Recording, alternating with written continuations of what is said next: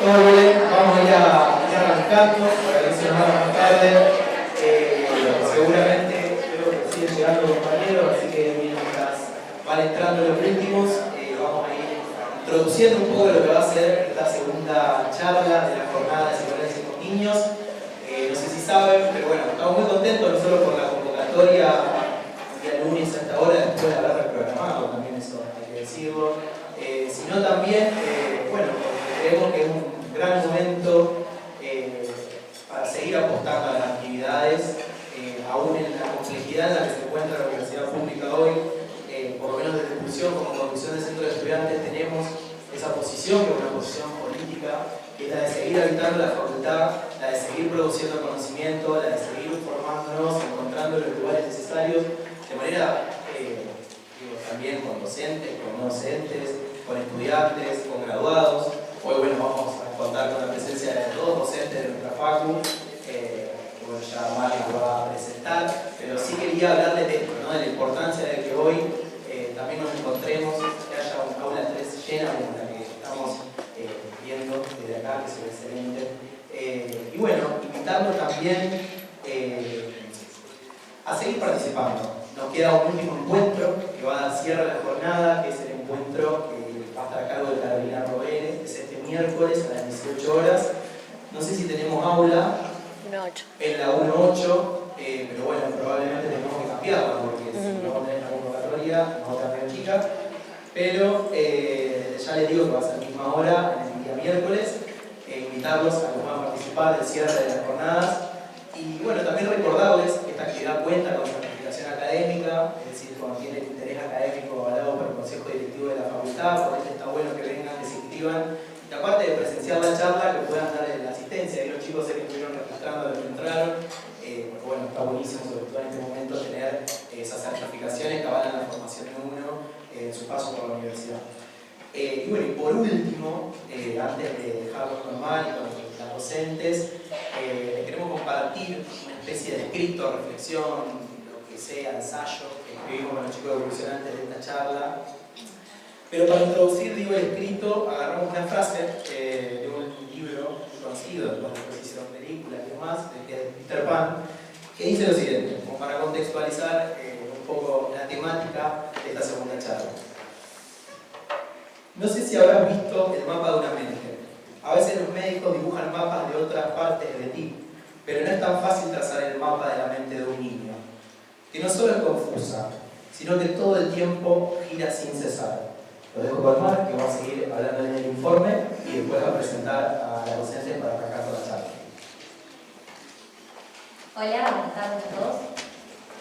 Incluso desde antes de nacer, el otro debe ser considerado un lugar, una función indispensable. El otro es lo simbólico. Es la época, sus ideales, sus valores, su violencia y sus paradigmas. El otro es la atmósfera simbólica que envuelve, es quien nos habilita a hacer de lo suyo lo propio y lo nuestro. Lo epocal, en tanto alteridad necesaria y fundante del sujeto, en estos tiempos tan hostiles e individualistas, configuran culturas hechas malestar. Por esto es urgente apostar a lo colectivo como instancia que aloja y que abraza, promoviendo prácticas subjetivantes que no contextualicen, sino que sensibilicen, que no mecanicen, sino que metaforicen, que no subestimen, sino dimensionen, que no patologicen, sino que descifren y caractericen. Hoy más que nunca, en este encuentro de formación, los invitamos a combatir la desesperanza y a impulsar todos juntos la transformación. Bueno, en este momento, ya que somos tanto, vamos a darle un toque de diversión y de apertura antes de presentarlas a los docentes y vamos a pasar a tirar unos avioncitos por acá.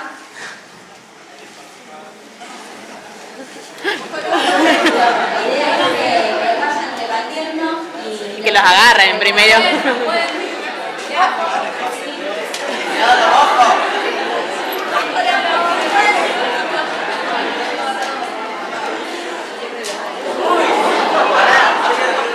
Está medio violenta la parada.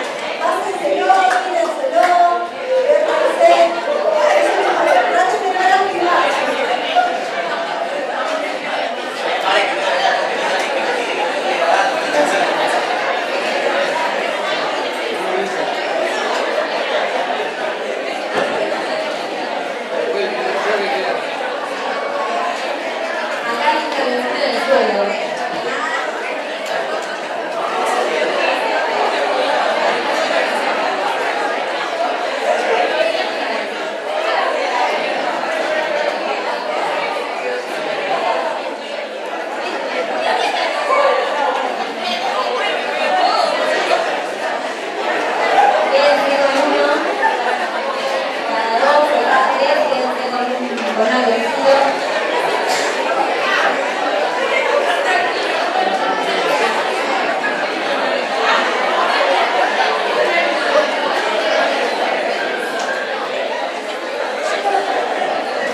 Aparte del juego, es importante que en algún momento, porque creo que hay 50-60 y creo que acá somos más de 50-60. Así que en algún momento quédenselo lo que puedan, a los que les tocó o a los que lo pasaron, si un compañero tiene uno, quédenselo, porque también después va a tener un sentido y lo abren también. Por ahora no hablan nada, no lean nada, quédenselo en la bolsita.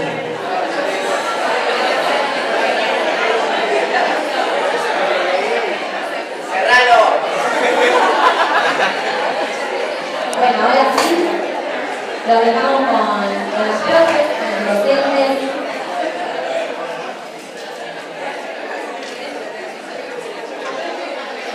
Las voy a presentar. Estamos. Bueno, hoy contamos con la presencia de Rocío Fernández y Laura Morín, ambas son integrantes del Foro de Infancia en Rosario, docentes de nuestra facultad, Rocío de Historia y Etimología de la Psicología del Psicoanálisis, de cuarto, y Laura de Metodología de Institución de Investigación de segundo. Un fuerte aplauso para este gran comienzo.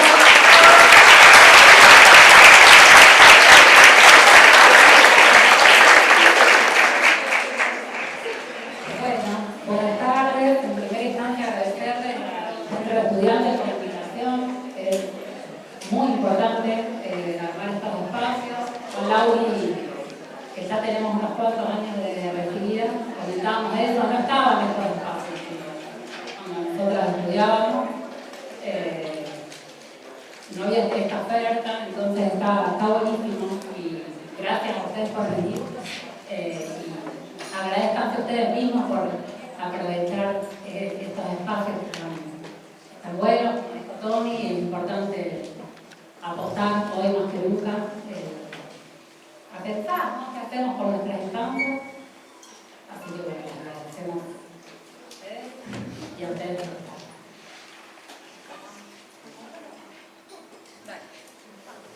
Bueno, como ustedes vieron, esto va a ser una charla, ¿sí? Entonces, empezamos jugando, los invitamos a que puedan hacerse de estos espacios, como decía Rob, que son importantes para poder pensar la formación colectiva, ¿sí? Siempre las formaciones con otros.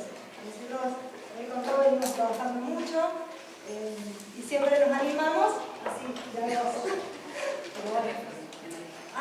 Las dos formamos parte del Foro de Infancia del Rosario. El Foro de Infancia del Rosario es una asociación civil que se consagró, se formó como asociación civil en el 2019. Hay un pequeño grupo que viene trabajando varios años antes. Pertenecemos a lo que es Foro de Infancia Red Federal. Esto surge en el 2011, 2010 antes.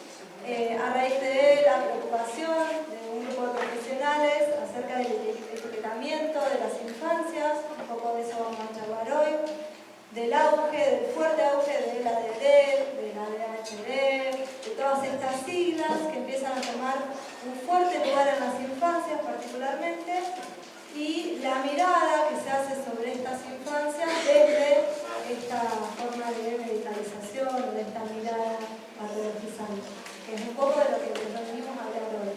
Este grupo de Foro de Infancia Rosario nos dedicamos a concientizar y a trabajar fuertemente sobre la patologización y proponer una mirada distinta y un abordaje distinto del trabajo con infancia y adolescencia. ¿Sí? La cuestión de rigor, que bueno, tenemos un Instagram, si quieren ahí pueden filmar lo que vamos haciendo. Nosotros el año pasado, el anterior, hicimos el encuentro federal acá en la facultad. No sé si alguno ha participado. ¿Sí? Todos los años se hace este encuentro federal, este año es en Santiago del Estero. Es un encuentro de formación, pero bueno, es con este ambiente, con esto tratamos de tener este clima de trabajo que sea de compartir, de formarnos con otros, de poder pensar junto a otros. ¿Sí? Bueno, y en eso, así, en medio del juego, la idea es poder conversar acerca de etiquetas y patologización en la infancia. Para comenzar, nos nosotros. El que es... ¿Allá atrás se escucha? ¿O me va? No. Para comenzar a pensar en la temática que hoy nos convoca, la patologización de las infancias, entendemos que es necesario en primera instancia situar algunos puntos importantes relativos a la constitución subjetiva. Entendemos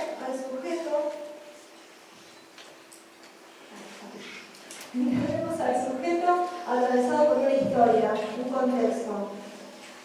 La definición de sujeto no es sin sus marcas de época, y de esto no están exentas las infancias, las cuales llegan a un mundo que ya aporta significaciones, discursos, palabras. Tomamos una cita de Silvia Lechner, que es una de las autores que ustedes van a recorrer en la facultad y para nosotros es una referente, que menciona el hecho de que los seres humanos sean vías destinadas a humanizarse en la cultura, marca un punto insoslayable de su constitución. La presencia del semejante es inherente a su organización misma. El otro alimenta no solo nuestras bocas, sino nuestras mentes. De él recibimos junto con la leche el odio y el amor, nuestras preferencias morales y nuestras valoraciones ideológicas. El otro está inscrito en nosotros y esto es inevitable. La sociedad, la cultura, las instituciones nos preceden. El discurso nos precede y aquello que se dice de ese niño se anticipa a su llegada.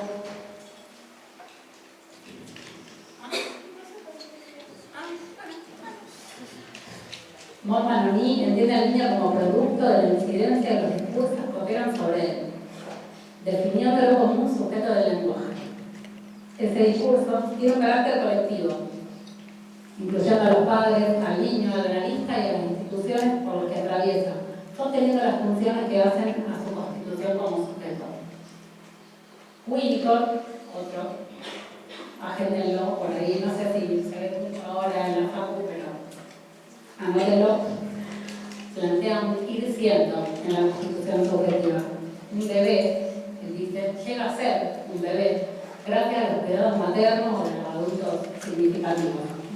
Estos adultos sostienen el vanguard de la constitución sostienen de manera más o menos constante, ¿no? Con inocencia y presencia, para que este niño se vaya desarrollando. Entonces, un niño va haciendo, ¿no? Se va conformando. Esto de que un niño no es, ¿sí?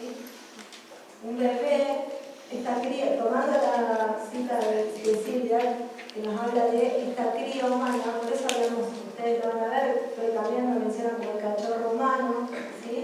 Esta cría humana, para llegar a ser un bebé, tiene que estar atravesado por este lenguaje, por este baño de lenguaje que hacen los otros significativos que lo sostienen, ¿sí? Y ese sostén, Winnicott nos va a decir, es así, un poco inestable a veces, va siendo. Y en ese ir siendo, el bebé va siendo también, se va desarrollando. Entonces nos preguntamos, ¿cómo se estructura psíquicamente un niño? Bueno, otro apellido que anoten es el de Beatriz Janín. Beatriz Janín es fundadora del Foro de Infancia Federal, del Foro de Infancia Tabla, después fue presidenta del Foro de Infancia Federal. Ha estado en las facultades, suele venir, si tienen la oportunidad de escucharla es muy interesante. Ella nos plantea que el psiquismo es una estructura abierta al mundo. Y el mundo para un niño, en gran medida, son los otros que lo rodean, otros que están marcados a su vez por una sociedad y una cultura, otros que son sostén y fuente de satisfacción y placer, pero también portadores de angustias y dolores. La relación que mantiene la pareja parental con el niño lleva siempre la huella de la relación de la pareja con el medio social que la rodea. El grupo predice, antes del nacimiento de un sujeto, el lugar que se supone que éste ocupará, ¿sí? Que es el lugar que el niño viene a ocupar en este discurso social. Pero, como afirma Castoriadis, madre y padre no son solamente madre y padre, son claramente la sociedad en persona y la historia en persona inclinados sobre la cuna del recién nacido, siquiera porque hablan.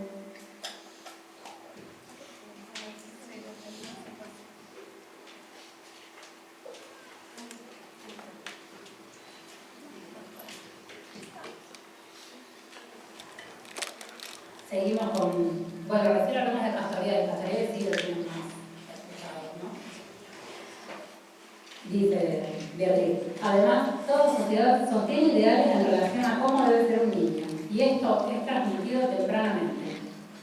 Se podría decir que todo sujeto firma cuando nace, mucho antes de tener conciencia de esto, un contrato con el grupo social al que pertenece.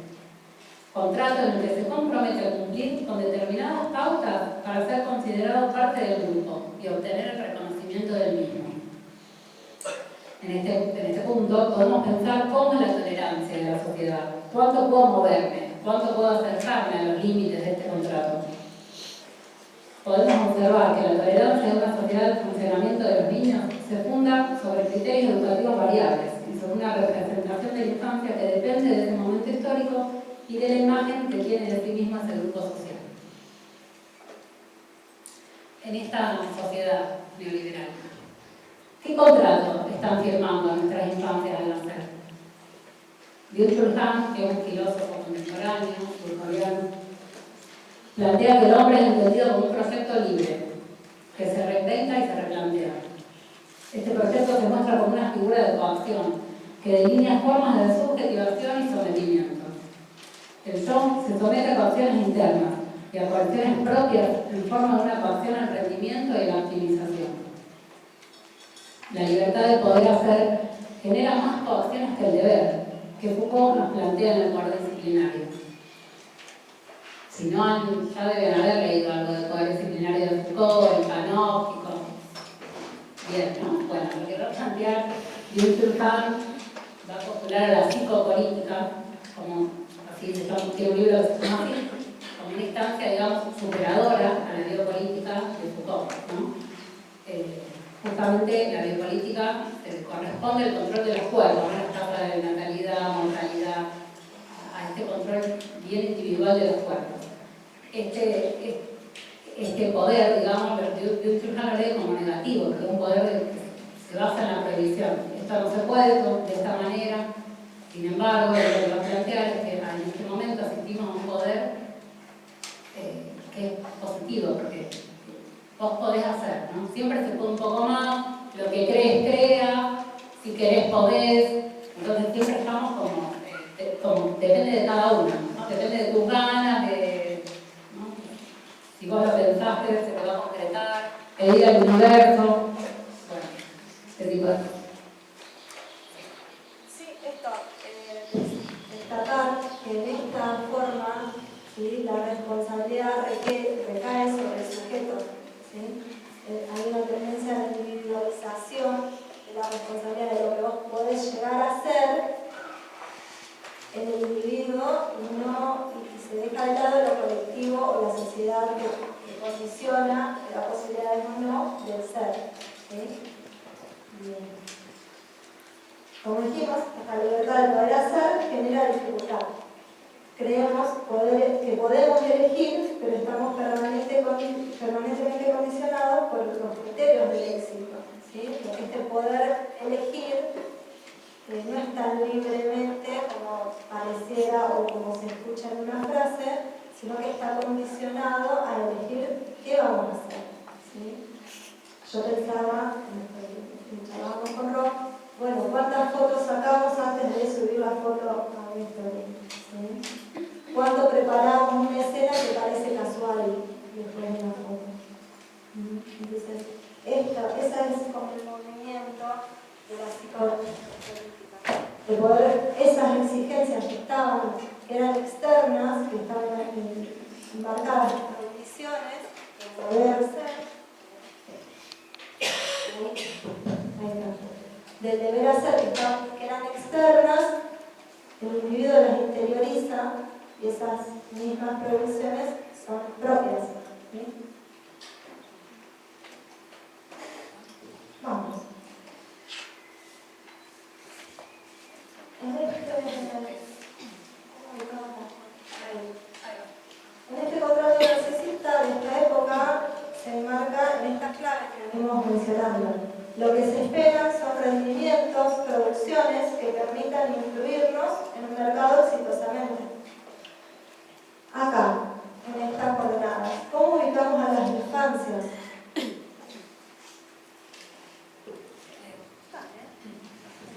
Entre las condiciones socioculturales es fundamental tener en cuenta la idea generalizada de un hombre tipo máquina, que antes que nada debe producir. Esto lleva a que el sufrimiento, la infelicidad, la tristeza aparezcan como problemas, en tanto la persona triste no puede producir ni consumir como se esperaría. Es una cita de Benjamin. Desde allí podemos pesquisar entonces cuáles son las condiciones culturales que delinean a un niño y aquello que de él se espera. Las mismas condiciones que pueden invitar a su vez a recetar un medicamento. Volviendo. Si sabemos o entendemos que la infancia es un momento de constitución subjetiva, de creación del mundo, Jamil lo plantea como una estructura abierta al mundo, Winnicott lo plantea como un estar siendo. Si asistimos a un momento cultural donde el neoliberalismo se nos impone cada vez más ferozmente, donde lo grave es justamente que caemos en sus redes sin darnos cuenta, donde formamos parte de engranajes de los cuales ni estamos angustiados. ¿No sería la tarea, como futuros agentes de salud, poner atención a este cruce? La categoría infancia se describe epocalmente, con lo cual las niñeces de este tiempo no son las mismas que las de 30 años atrás. ¿Por qué le pedimos a un niño que se quede quieto en su banco de escuela tantas horas seguidas? ¿Por qué le pedimos a ese mismo niño que aprenda a leer de manera temprana? Porque en casa se lee mucho. ¿Por qué lo llevamos a ver al médico si se enoja demasiado cuando algo no le sale? ¿Por qué debería saber gestionar sus emociones? Si yo le estoy explicando de manera calma y tranquila, ¿por qué no le puede sacar el juguete al compañero? ¿Cómo no entiende? La mirada adultocéntrica no puede entender que a un niño le gusta jugar todo el tiempo. O mejor dicho, el adulto olvidó que siendo niño le gustaba jugar todo el tiempo. Olvidó que no quería bañarse para no perderse los dibujitos. Olvidó lo poco importante que era comer si estaba jugando con sus amigos. ¿Qué lugar le damos a este proceso de ir siendo? ¿Qué lugar le damos a la infancia en este momento sociohistórico?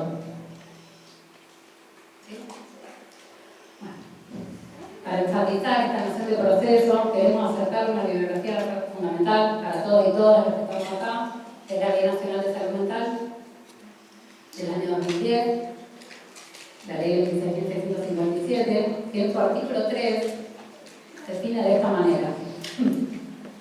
En el marco de la presente ley, me estoy riendo porque en clase les digo que no se aprenda nada de memoria, esto sí. En el marco de la presente ley, se reconoce a la salud mental como un proceso determinado por componentes históricos, socioeconómicos, culturales, biológicos y psicológicos, cuya preservación y mejoramiento implica una dinámica de construcción social vinculada a la concreción de los derechos humanos y sociales de toda persona.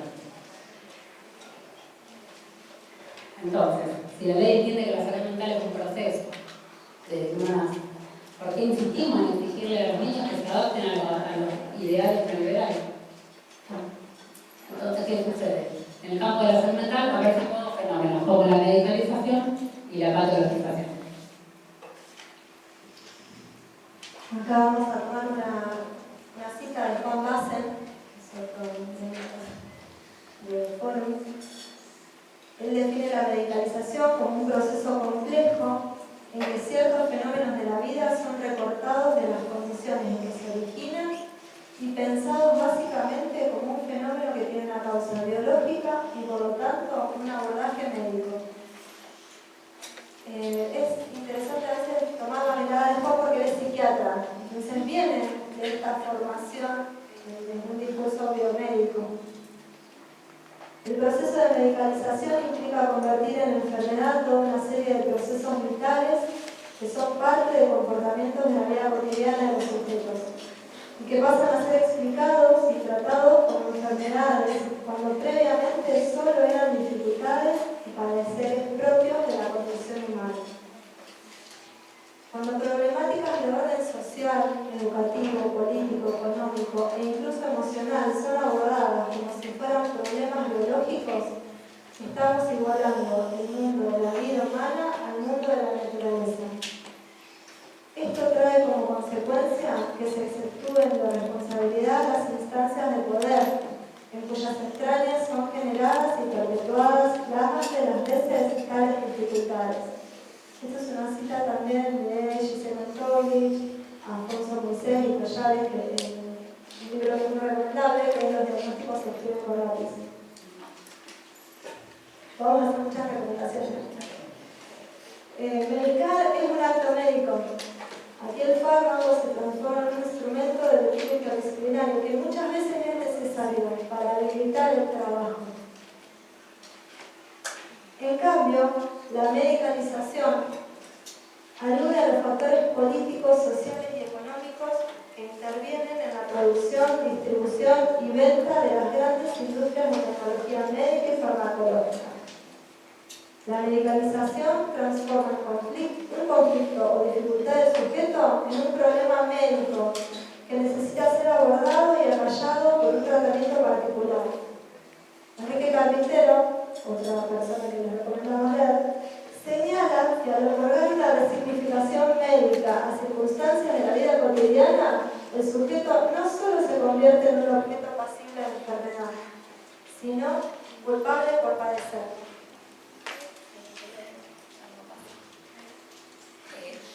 Esto último que trajo Lauri es muy común, ¿no? Viene de la mano de si vos querés poder. Por ejemplo, hace unos años a un paciente mío que era adulto le encontraron un cáncer, entonces se puso a leer un libro y me dijo, el libro dice que si yo tengo cáncer de estómago, o de garganta, es porque hay cosas que yo no dije. Se está muriendo esta persona. Entonces, lo único que te falta, encima que te estás muriendo, creer que vos sos culpable de que te estás muriendo. Digo. Si hay cosas que vos no dijiste, que no pudiste, que no supiste, después lo trabajás. No, hay cuestiones que son prioritarias. ¿No? Digo esto porque hay bastante salvajismo en algunas terapias más nuevas que nos tiran la información, el dato, como diría Christian Hahn, y no sabemos qué hacer con eso. ¿No? Tenemos que tener mucho cuidado. Carpintero nuevamente nos plantea eso. La enfermedad es una falla que hay que suprimir y no un problema a entender donde hay que dar cuenta de una etiología. No sabemos por qué. Particularmente en el campo de la salud mental, la medicalización fomenta un modelo que tiende a resolver el conflicto en beneficio de una clasificación de las conductas que reduce el tratamiento a la supresión de síntomas. Para eso se encuentran los manuales, donde el paciente es etiquetado con un diagnóstico que deja de lado su particularidad. El objetivo no es organizar un tratamiento psicoterapéutico, sino clasificar cada trastorno para poder aplicar la droga correspondiente. No, digo, es interesante esto porque si ustedes, no sé si ya han leído o no el DSM, pero si lo leen, mínimo en 3 o 4 trastornos encajamos cada uno, mínimo, ¿no? Por lo menos, si te va bien. Según cuando te agarras. Según cuando te agarras, claro. Es que todos deberíamos estar meditados en 3 o 4 cosas. La medicalización como proceso social tiene una dimensión normalizadora. Acá volvemos a Foucault, ¿no? De Marta, qué es normal y qué no. Foucault plantea que la enfermedad es, en una época determinada y en una sociedad concreta, aquello que se encuentra práctica o teóricamente medicalizado. ¿No? Es interesante lo que planteamos antes en relación al poder, qué pasa con la medicalización y el poder, porque Foucault lo va a traer, ¿no? La categoría de poder va a aparecer como una parte de la constitución subjetiva. Estas cuestiones de poder siempre quedan sobressadas, ¿no? Por el poder farmacéutica, por el modelo hegemónico. Pensamos entonces cómo se materializa este proceso social de medicalización en las infancias, ¿no? Que acá vamos a lo que planteamos antes, este nuevo fenómeno de la medicalización. Beatriz define la patologización como diagnósticos tempranos que cesan la vida. No sé si leyeron acá, nosotros pusimos dos preguntas: ¿qué vamos a hacer y qué vamos a hacer? Diagnósticos tempranos que cesan la vida. Niños medicalizados porque sus conductas no encajan con lo que la sociedad espera de ellos. Biologización del sufrimiento y borramiento de las determinaciones intersubjetivas caracterizan esta época en relación a la salud mental infantil. Allí donde esperamos que el pequeño se acomode un ideal, se ubica a la puerta de entrada del consumo de psicofármacos. Y esta precisamente no es una puerta para ir a jugar, es una puerta de clausura, con diagnósticos que se convierten en obstáculos que se sortean con el recurso que aporta la industria farmacéutica.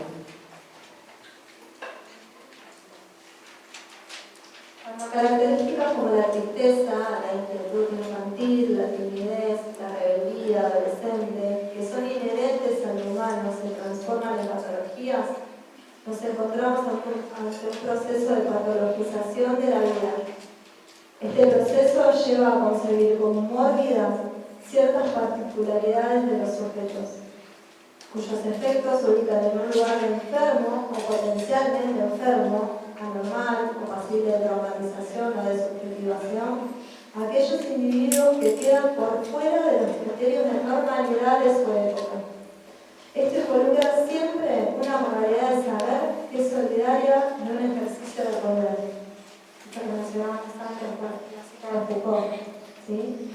¿Qué consideramos enfermedad? ¿Qué consideramos normal? ¿Qué consideramos anormal?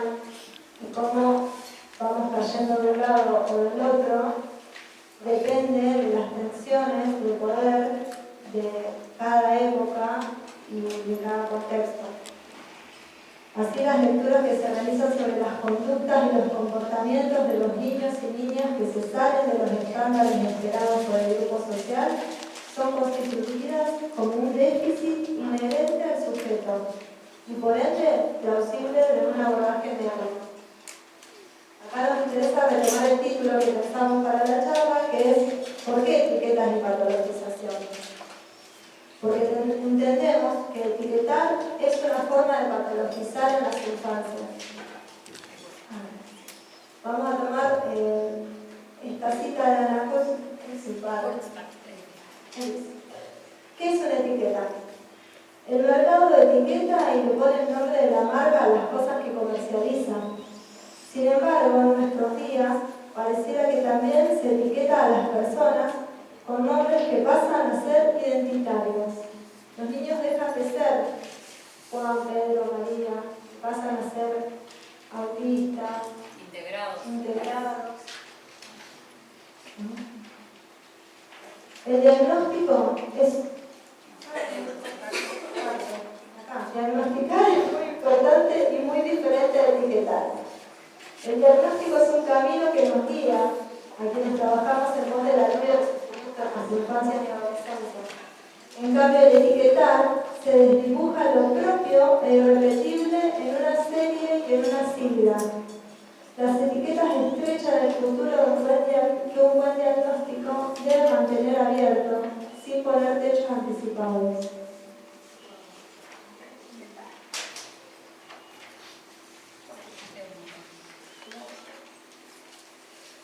Los tiempos en que existía el otro se han ido. El otro como misterio, como seducción, el otro como eros, el otro como deseo, el otro como infierno, el otro como dolor, va desapareciendo. Hoy la negatividad del otro deja paso a la posibilidad de lo igual. Esto es una cita también de este filósofo, Byung-Chul Han, donde se anulan las diferencias, ¿sí? Y esta negatividad que se pone sobre las diferencias da lugar a pensar que lo positivo, lo esperable, lo deseable es lo igual. Esta tendencia a la normalización, los estándares.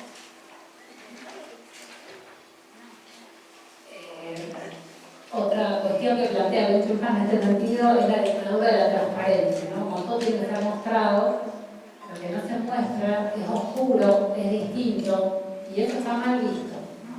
Por eso esta cuestión de Cuando a ustedes les recomiendan un lugar, sea un negocio, un terapeuta, ¿qué hacen? Lo buscan en Instagram. Si no está, no existe. O, ay no, pero hace un montón que no publica nada, para mí debe haber cerrado. ¿Qué? ¿No? Es nuestro criterio de validación, ¿no? La vidriera.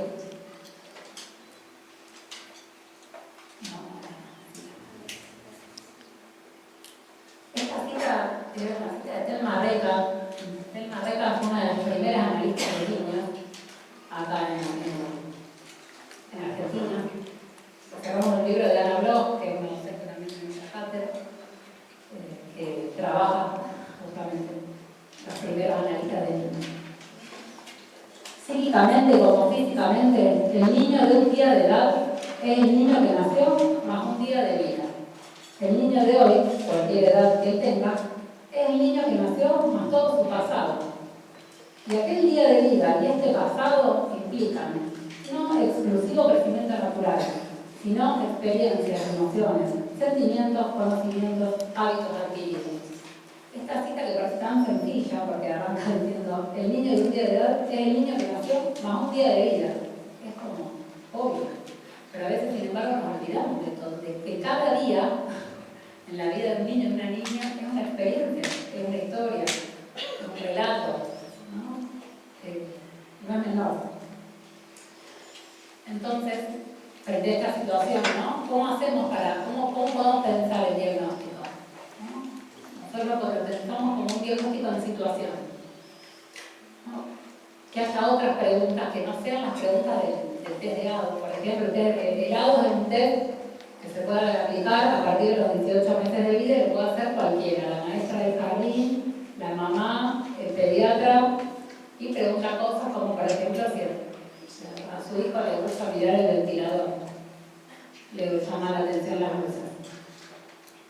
Entonces digo, esto que hablábamos antes, esta última técnica, donde seguramente a todos los niños de 18 meses les gusta mirar el ventilador.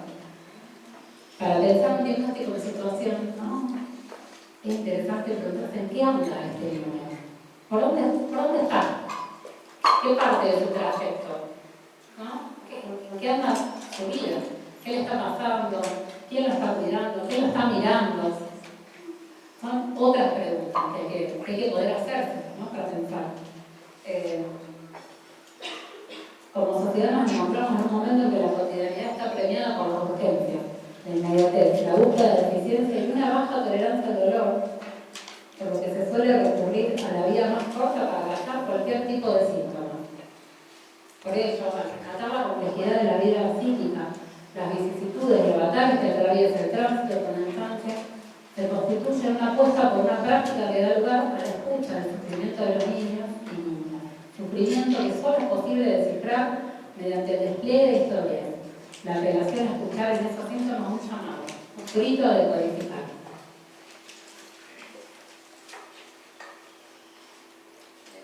Esta definición de Juan también. Diagnosticar es para el psicoanálisis una práctica que implica el más allá de las descripciones o de los agrupamientos sintomáticos. Supone que hay en juego una singularidad que develar más allá de la aparente y una verdad sobre el goce que así en acto se expresa. Esto, ¿no? Queríamos remarcar la postura desde el psicoanálisis, ¿sí? Poder pensar y desplegar historias.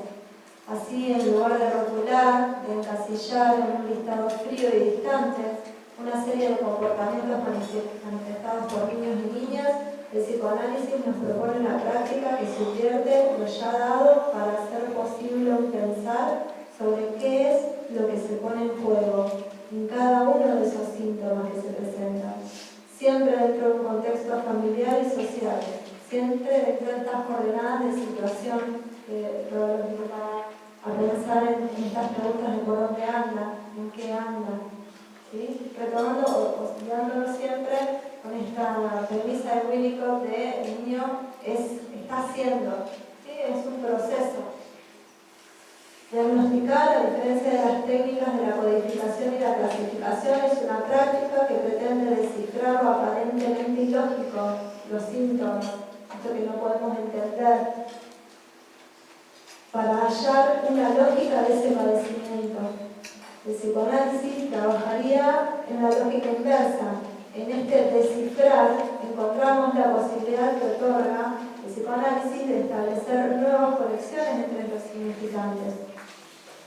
Acá tomamos algo de Beatriz nuevamente, que ella nos marca que la diferencia entre pensar la dificultad infantil como algo del orden de lo analizable o pensarla como algo del orden de lo que hay que acallar rápidamente es total y absoluta. Frente a un síntoma, frente a este grito, frente a estas conductas, estos comportamientos que no entendemos, desde la mirada adulta tenemos dos caminos. Uno es acallarlo rápidamente, que caemos en la patologización, o otro camino es intentar hacer un diagnóstico de situación, un diagnóstico que pueda desplegar ese sufrimiento, poder pensar que en esos síntomas, en esos comportamientos, hay un sufrimiento del niño, de la niña, que se está expresando de esa manera en particular. ¿No? Y poder intentar entenderlo es también un intento por aliviar ese sufrimiento. ¿Desde dónde pensamos entonces el diagnóstico? ¿Sí? Nos paramos en el paradigma de la complejidad, de ver que van a morir, que también la van a haber visto, la epistemología, la ciudadana. Este paradigma abre otras opciones para recorrer el entramado de la situación. Las realidades son múltiples e implican construcciones que se corresponden con cierto periodo histórico y cierta ideología predominante. En este punto pensamos puntualmente en la medicalización, como cierta economía de mercado que en numerosas ocasiones propicia la elaboración de drogas para las que luego tiene que modelar síndromes que les son funcionales y que a su vez supuestamente se alivian con dichos fármacos, transformando determinadas características de la vida cotidiana en enfermedades que hay que erradicar. Es interesante. Ariana Legovic, que es otra analista, miembro del Foro de la Infancia, plantea cómo son estas evaluaciones, ¿no? Cuando uno lleva a un niñito, una niñita al neurólogo, y dice, se evalúa al niño solo, como si solo viniera el mundo. Como si existiera la posibilidad de pensar que el niño es solo, cuando está absolutamente sujetado a las múltiples miradas que lo constituyen. ¿Se acuerdan lo que hablamos al principio? Que tomamos así y la mamá a los niños, ¿no? Que plantea Castoriadis. Bueno, la mamá y el papá, la pareja parental, los adultos significativos, son la sociedad y la historia asomados a la cuna del recién nacido, ¿no? Entonces, ¿por qué después cuando vamos al médico el niño está solo, solito fuerte? Los diagnósticos son parte de un proceso sostenido en el tiempo, ¿no? Necesitamos tiempo y espacio, enmarcado en un círculo transferencial, no en el resultado de un cuestionario que cualquier leo puede aplicar. Defender los derechos de los niños, esto es fundamental. Defender los derechos de los niños es entender que hay una diferencia abismal entre prevenir y predecir. Las intervenciones oportunas, cuando están bien hechas, abren caminos, distinto al etiquetamiento temprano que promueve destinos. Resulta difícil pensar a un niño como una etiqueta. Es un acto de desubjetivación que trae consecuencias muy importantes en la vida de cualquier sujeto, pero más gravemente aún en aquel sujeto que podemos pensar que está en vía de constitución, en vía de desarrollo, como venimos comentando. Este movimiento cosificante para con un niño se encontraría en el sentido inverso a aquel que se sostiene teóricamente desde la práctica del analista, la posibilidad de escuchar a un niño en su singularidad, en su sufrimiento, intentar acompañarlo en sus procesos de encuentro con otros, con las instituciones, con el mundo, reconocer su experiencia como única, ¿no? Esto de el niño que nació en un día de vida y como tal dotarla de la importancia que requiere. Nos vamos a encontrar en el día a día, quienes trabajemos con niñeces, estos rostros que livianamente nos van a ir ahí como poniendo los maestros, los médicos, distintos actores, que sin llegar a hacer construcciones diagnósticas, como venimos hablando, ¿no? Esto no es, los diagnósticos no sirven, al contrario, son nuestra brújula de diagnóstico, en donde se evalúa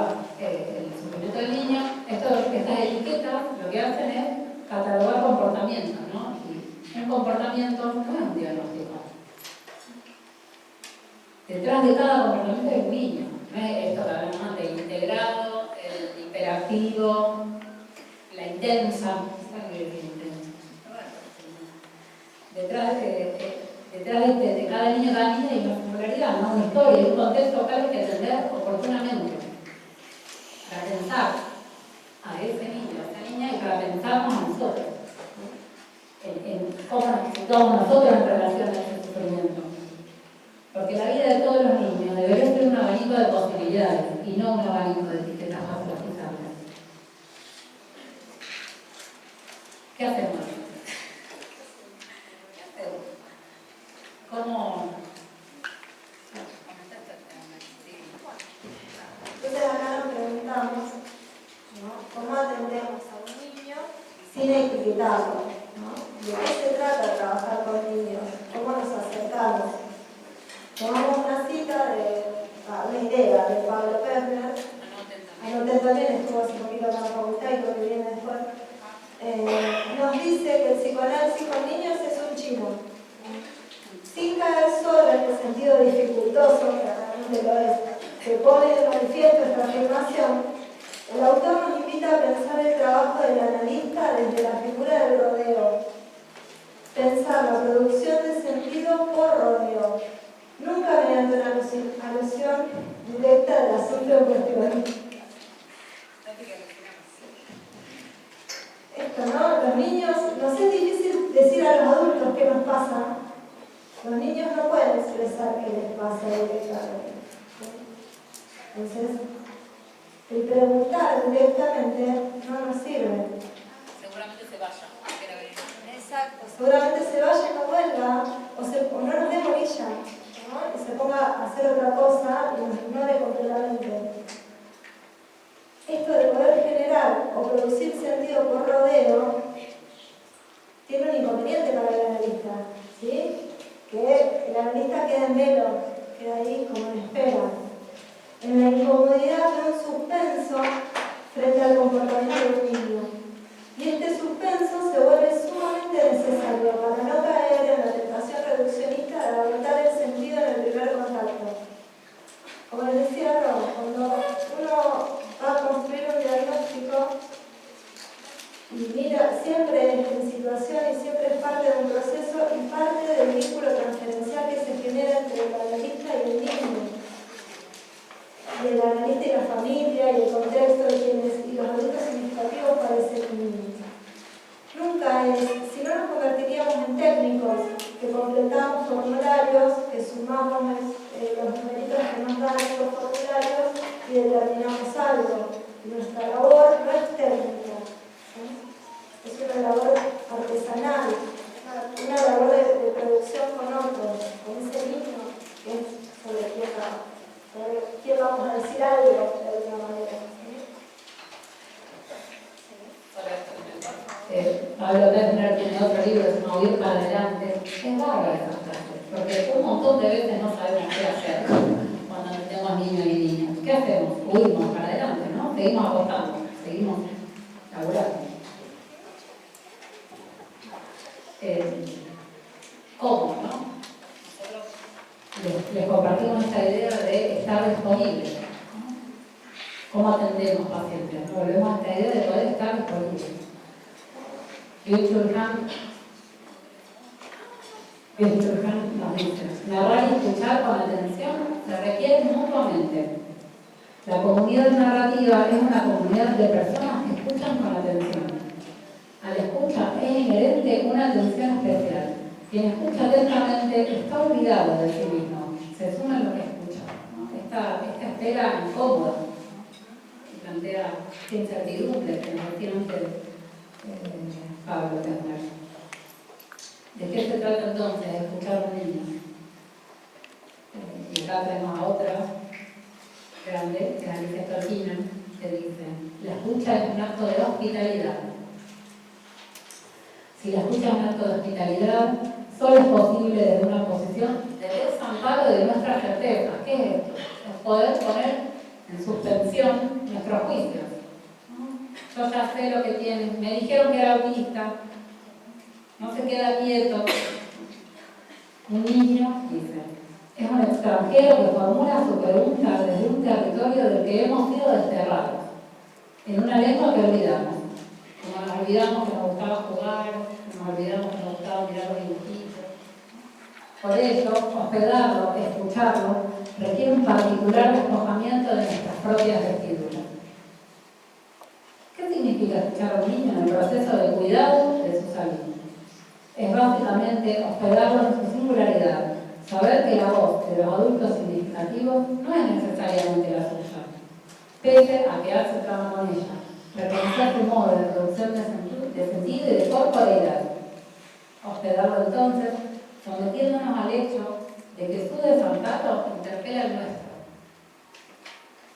Es por este desamparo que nos preguntamos, ¿cómo prestamos nuestra atención y disponemos de nuestros sentidos para pensar la constitución subjetiva en las infancias? En esto de poder suspender el juicio, nosotros notamos que hay una tendencia a la pregunta de qué es, ¿no? ¿Este niño qué es? ¿Es autista? ¿Es hiperactivo? ¿Tiene un TEL?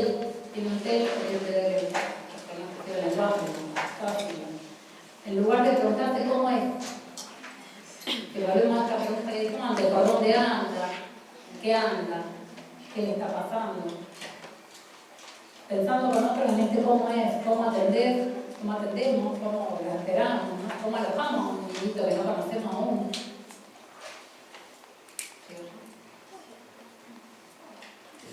Pensando en estas preguntas, les queríamos compartir, nosotros el año pasado, para el 4 federal de forma que les comentábamos, hagamos un taller para presentarlo sobre esta primacía de la mirada, ¿no?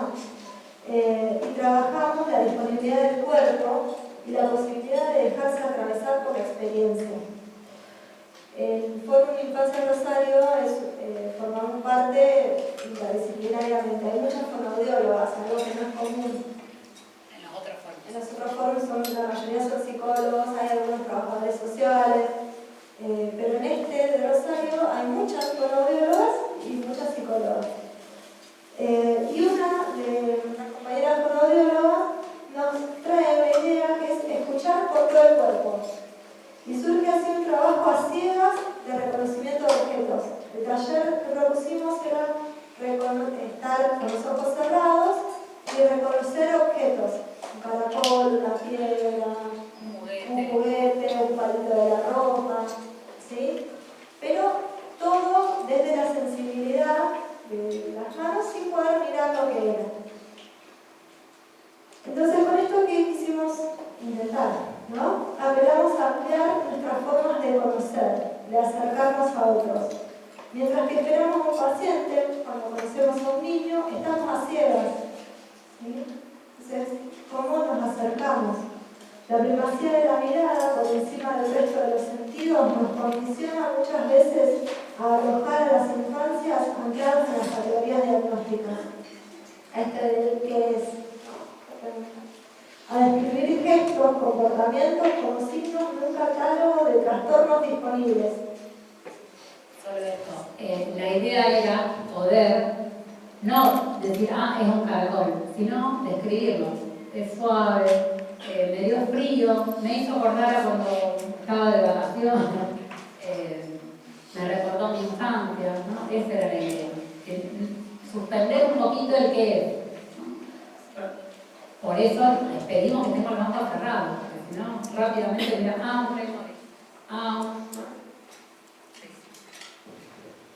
Consideramos que es indispensable reconocernos en situación, corrernos de las especulaciones y de lo que debería ser para poder habilitar el no saber, posibilitar movimientos subjetivantes que atiendan a la dificultad de posicionarnos en un contexto sobreestimulado y con fuertes presiones que exijan respuestas totalizantes. ¿Estoy disponible para sostener el interrogante? ¿Para mantener la pregunta que abra posibilidades? Para acercarnos a las infancias con todo el cuerpo, dejando de lado la mirada que define lo que ve como lo que es. A veces es difícil cuando uno se sienta con los papás a hablar o va a una escuela. La primera pregunta que surge es esto, bueno, ¿qué diagnóstico tiene? ¿Qué es? ¿Sí? Y sostener no responder a esta pregunta es difícil, ¿sí? Porque nos pone en una situación que es donde como proveedora que nos invita o que tenemos que lograr invitar al otro a poder pensar cómo es ese mismo, ¿sí? Pensamos el cuerpo, para seguir con esta idea, como lo propone Mara los de un cuerpo territorio, que es un lugar compuesto por sensibilidades, afectos, deseos, acciones y pasiones. No hay identidad sin historia, sin raíces ni matrices de aprendizaje y música. Daniel Calmes nos plantea que la corporalidad está inscrita epocal y culturalmente. Hay procesos sociales que nos corporizan y otros que tienen la descorporización, ¿no? En este momento atendemos a muchos, ¿no?, de estos procesos que nos descorporizan. Planteaba, formaba un libro que habla sobre como un decálogo de cuestiones que no tenemos que hacer. Plantea que lo escribió después de no sé si después de la pandemia, pero después de los barrios. Y una de las cosas que dice es no descorporizar, ¿no? No hay ánima ni ánimo, que se sostenga sin el contacto, sin el cuerpo, sin pensar el cuerpo como un cuerpo habitado de experiencia. En esto de poner el cuerpo, otra fonoaudióloga, este año organizamos una formación con Jaime Fernando Miranda, que también es docente de la FACU, y Jaime en una de las clases plantea esto de poner el cuerpo. Cuando tenemos la reunión, ¿me pueden decir qué es poner el cuerpo? Justamente, ¿no? Porque como rápidamente, bueno, hay que poder poner el cuerpo, ¿no? No es algo tan de sentido común, ¿no? Nos referimos justamente a esto, a la posibilidad de dejarnos conmover, ¿no? Cuando Lacan, ¿quién no tuvo ganas, ¿no?, de abrazar un paciente o de otras cosas? Que no se trata de nada más que de estar verdaderamente disponible, ¿no?, para gestar una experiencia, para poder atravesarla. La experiencia no se puede explicar, ¿no? Volviendo a esto de lo que había pasado en el taller. Uno narra aquello que sintió, pero de antemano no explicamos aquello que vamos a sentir. De hecho, no lo sabemos. Así de singular es la experiencia, así de personal y así de intransferible, ¿no? La experiencia requiere tradición y continuidad, dice Benjamin. Nosotros le agregamos tiempo y espacio. Hace que la vida se vuelva narrable y la estabiliza. Cuando declina las experiencias, cuando ya no existe nada que sea vinculante y permanente, lo único que queda es la nuda vida, la supervivencia. ¿Por qué traemos esta historia de la narración? Que es un libro que se llama La crisis de la narración. Narrar, entonces, como ir tejiendo una historia, ¿no?, de manera opuesta a un dato, a lo que a veces nos encontramos en una escuela como un comportamiento, que dijimos antes, un comportamiento no es un diagnóstico, ¿no? Una narración aporta un antes y un después, un cómo, un cuándo, hay alguien ahí, ¿no? Esto en consonancia con lo que decíamos antes, esta violencia de la transparencia, ¿no? Todo tiene que ser ya, ahora y de esta manera, calculado. Y con él se propone la opuesta, ¿no? Propone que el despliegue de historias, a veces un niño o una niña viene análisis, lo primero que hay que hacer es historizarlo, ¿no? Es como partir de ahí, poder narrar una historia propia, que esté ajena a los etiquetamientos estandarizados, ¿no?, que son propios de esta época, de la categorización. Frente al reduccionismo de las etiquetas que ofrecen soluciones mágicas, rápidas, que callan los síntomas o los malestares, nos proponemos una práctica subjetiva.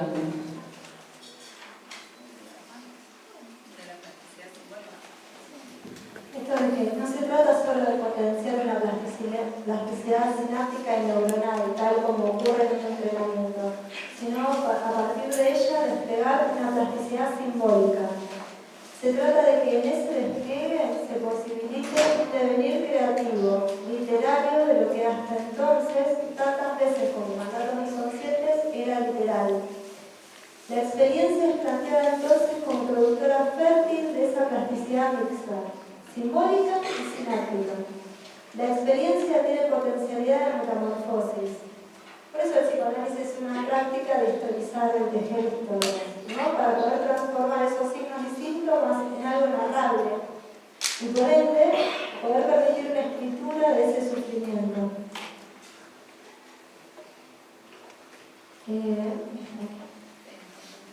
Tomamos este libro que les decía Garó. Es importantísimo transmitir esperanza y abrir puertas, lo cual se logra con la creatividad de todos los que nos ocupamos de las infancias, porque sin esperanza no hay apuesta y sin apuesta no hay nada. ¿Cómo sostenemos la apuesta creativa?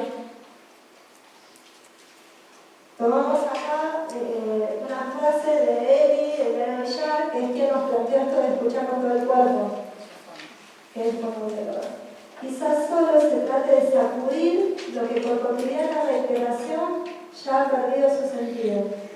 Quizás solo se trate de revisualizar nuestros espacios de trabajo y recuperar la potencia vincular, afectiva y transformadora a la que invita cada encuentro. Quizás solo se trate de escuchar, movilizar y alojar.